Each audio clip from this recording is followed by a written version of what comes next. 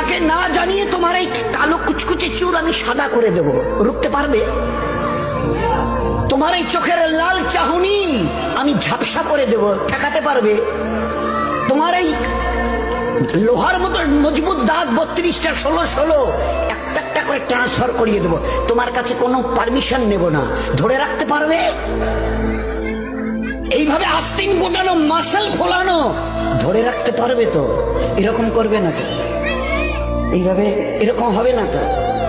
সামনে এসে একটা পান দিচ্ছে, এই হাত, চাচা এই হাতটা নিলেন, এই হাতটা করলেন, আরে বাবা দেখ না চিমটি কাটিতে কিচ্ছু নেই।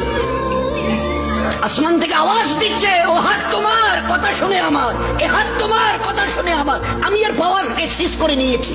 এই দুটো পা যদি হনন হনন করে হেঁটে চলো, খালি একটা পায়ের যদি সামান্য একটু প্যারালাইসিস করে দিই না, তো জীবনভর করে হাঁটতে হবে।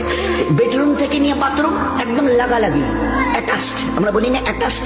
তুই বেডরুম থেকে নেমে বাথরুম কত 4-5 হাত, বেডরুমের দেয়াল আর এটাই হচ্ছে বাথরুমের দেয়াল, মাঝখানে একটা দরজা, এখান থেকে উঠে ওই ঘরে রুমটাতে পারবে?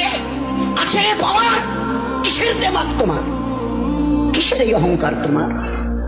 শুনুনি কোনোদিন নবীজির কাছ থেকে অহংকার, তাকাব্বুর এটা আমার চাদর, বড়াই এটা আমার চাদর, আল্লাহ বলছেন।